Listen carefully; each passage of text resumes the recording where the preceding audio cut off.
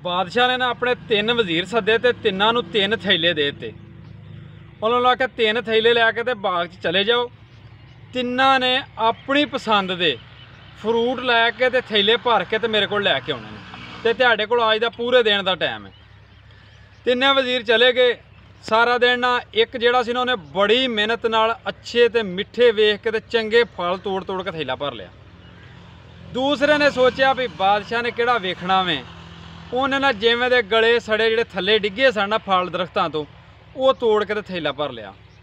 जिहड़ा तीसरा सी ना उन्हें इवें जहमत ना की, उन्हें जो भी कख कुख सन ना पत्तरां दे दरख्तां दे पत्तर किरे सन जिहड़े वो इकट्ठे करके ते थैला भर लिया। शाम को घर चले गए। सवेरे बादशाह ने आख्या तिन्ने वजीर अपने तिन्ने थैले लैके ते आ जान। वो जो दूसरे दो सन उन्हें अजे सी बादशाह किहड़ा वेखने ने ना फुलने ने।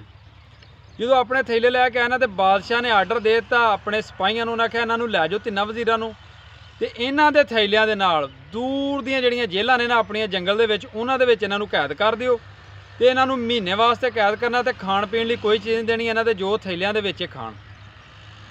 हुण जिहड़ा पहला वजीर सी जिन्हें अच्छे फल तोड़ के चंगे जिहड़ा थैला भरिया सी ना वो तो बड़ी मज़े नाल अपना खावे ते महीना सकून दा कढ गया।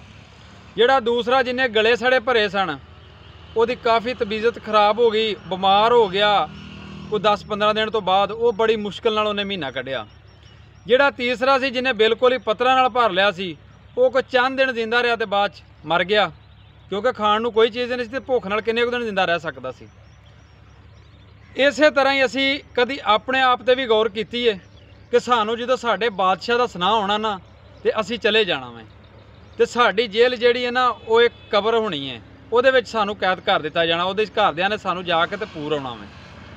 कभी गौर करया करो असी 5 वक्त भी उस अल्लाह की ज़ात नूं याद कर लीए ना, 5 वक्त भी उसकी नमाज़ पढ़ लीए तो सानू यकीनन अच्छे कामां वाले पासे आप ही टोर देगा। साड़ी जिंदगी तो असी कभी गौर नहीं किया भी असी थैलियां च की पा रहे हैं, चल किहड़ा कोई वेंदा वे, साडा भी वही हिसाब है। लेकिन वेखण वाला वेखण डिया वे ते हमेशा अच्छे माल करया करो। नाल यही जाने जे ਜਿਹੜੇ ਤੁਸੀਂ अपने चंगे माल चुक के ते अपने नाल लै जाने ने, बाकी ਤੁਹਾਡੇ ਨਾਲ कोई चीज़ नहीं जे जानी। अगली जिंदगी ਤੁਹਾਡੇ चंगे माल ने ਤੁਹਾਡੀ चंगी गुजारनी जे।